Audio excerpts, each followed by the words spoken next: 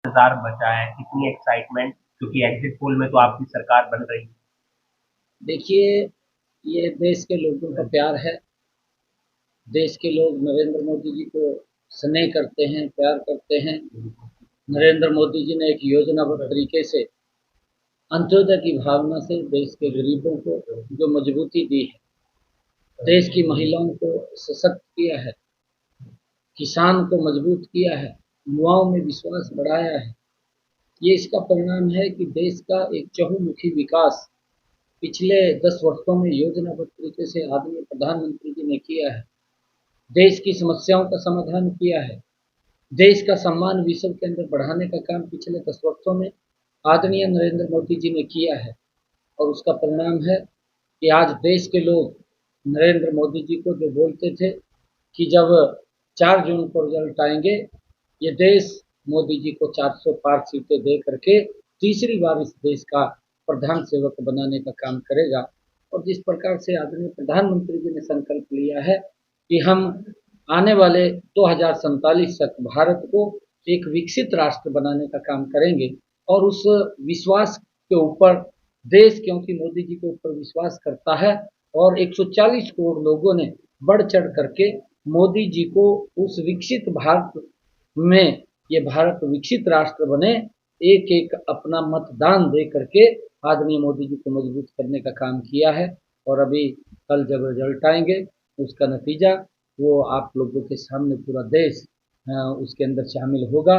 और ये भारत विकसित राष्ट्र बन जाएगा, ये भारत मजबूत राष्ट्र बनेगा, ये भारत सुरक्षित राष्ट्र बनेगा, ये भारत विकसित राष्ट्र बनेगा।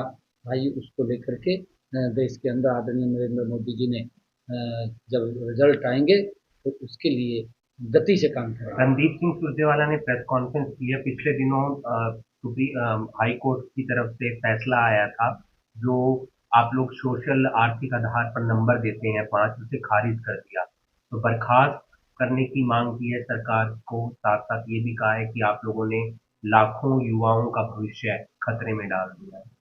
देखिए, मैं कांग्रेस के इन नेताओं को ये कहना चाहूँगा, क्योंकि हर रोज झूठ परोसने का काम करते हैं।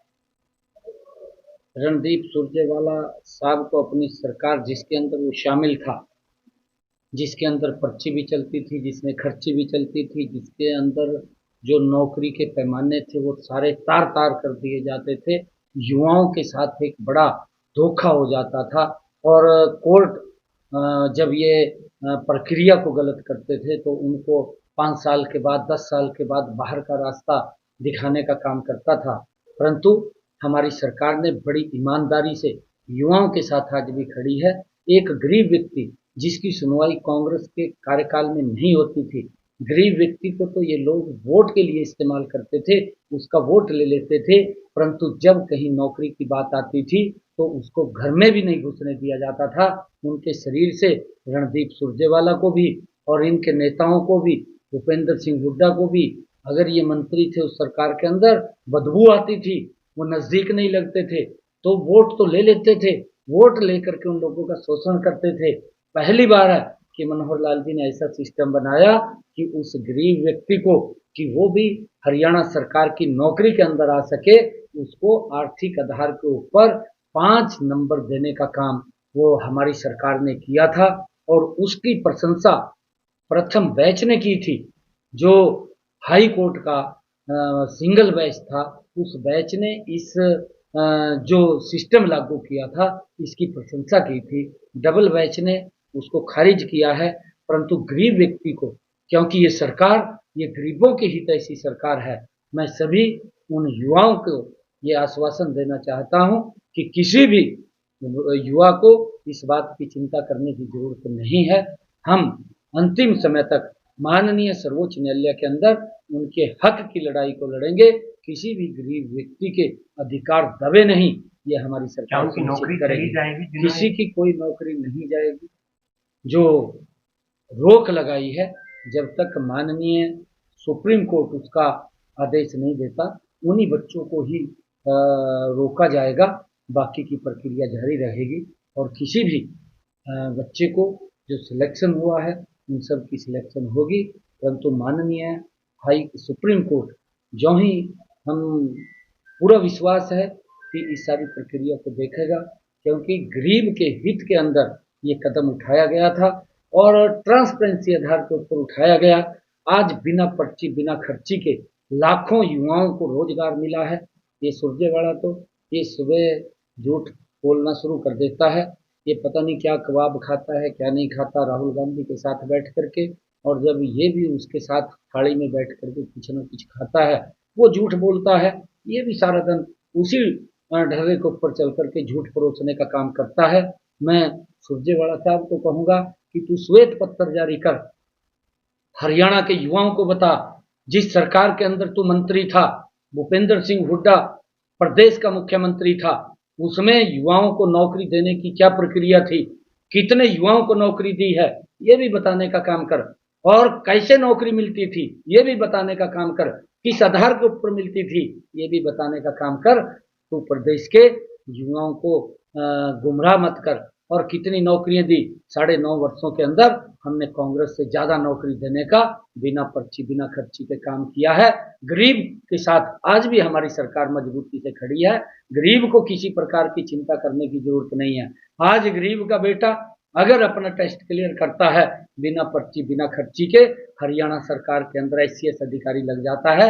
एक नाम रणदीप सुरजेवाला बताए, 10 वर्ष तक पीछे सरकार रही है कि एक गरीब व्यक्ति को बिना पर्ची बिना खर्ची के उन्होंने नौकरी दी, एक नाम बताए। मैं आज उसको चैलेंज करते हैं। सर त्रिलोचन सिंह ने पत्र लिखा है पुलिस अधीक्षक को, क्योंकि वो आपके सामने चुनाव लड़ रहे हैं, DAV सीनियर सेकेंडरी में काउंटिंग होनी है, कि वहां पर कुछ गुंडा तत्व लोग, शरारती तत्व लोग हंगामा कर सकते हैं, अलग अलग तरीके से काउंटिंग आपके फेवर में हो सकती है, आशंका जताइए इस बात। नहीं देखिए, वो इस प्रकार की आशंका अगर उसको लगी है ठीक है, और पुलिस प्रशासन का ये दायित्व है कि ना तो मैं इस बात से श्योर करता हूँ किसी प्रकार का कोई गुंडा तत्व वहाँ पर किसी प्रकार का हुड़दंग ऐसा कोई नहीं होगा। अगर कोई होगा उनको आशंका लगी तो SP साहब को उन्होंने एप्लीकेशन दी है, और वहाँ पर व्यवस्थाएं ठीक हों उसके लिए हम भी SP साहब को कहेंगे, ताकि इस प्रकार का कोई समस्या या दिक्कत ना हो अगर उसको लग रहा है, क्योंकि ये सरकार ये ट्रांसपेरेंसी आधार के ऊपर काम करने वाली सरकार है। परंतु मैं ये भी कहना चाहता हूँ, रोना धोना अब EVM का होगा। ये लोग EVM को मेरे ख्याल से जो ही रिजल्ट आते रहेंगे और ये EVM को दोषी ठहराते रहेंगे, चाहे वो राहुल गांधी है, चाहे वो भूपेंद्र हुड्डा है, और चाहे इनका और कोई नेता है, तो सारे के सारे EVM के ऊपर अपना गुस्सा निकालने का केजरीवाल कहते हैं बूथ पर अलर्ट रहिए, वहां पर कोई दिक्कत हो सकती है, हर बूथ पर कार्यकर्ता अलर्ट रहे काउंटिंग के वक्त। अच्छा है, अलर्ट रहना चाहिए, अच्छा है, सभी अलर्ट रहेंगे तो ठीक है। वहाँ किसी प्रकार की इनके मन में जो एक कहावत है ना, चोर के दाढ़ी में तिनका, वो केजरीवाल के ऊपर कहानी फिट बैठती है, क्योंकि जो व्यक्ति जिस प्रकार की सोच रखता है शायद वो उसी प्रकार से सोचता है, उसकी सोच यही है तो उस तरफ से वो सोच रहा है। परंतु हमारी तरफ से कोई नहीं, हमारी तरफ से लॉ एंड ऑर्डर की व्यवस्था को दुरुस्त करना, हर व्यक्ति को न्याय देना हमारी सरकार का दायित्व है। और हमने कहा भी है किसी को भी किसी प्रकार की दिक्कत नहीं है, और हम मजबूती से इस लॉ एंड ऑर्डर की व्यवस्था को बना करके रखेंगे, और हर व्यक्ति को न्याय मिले इसको भी सुनिश्चित करना हमारा दायित्व है।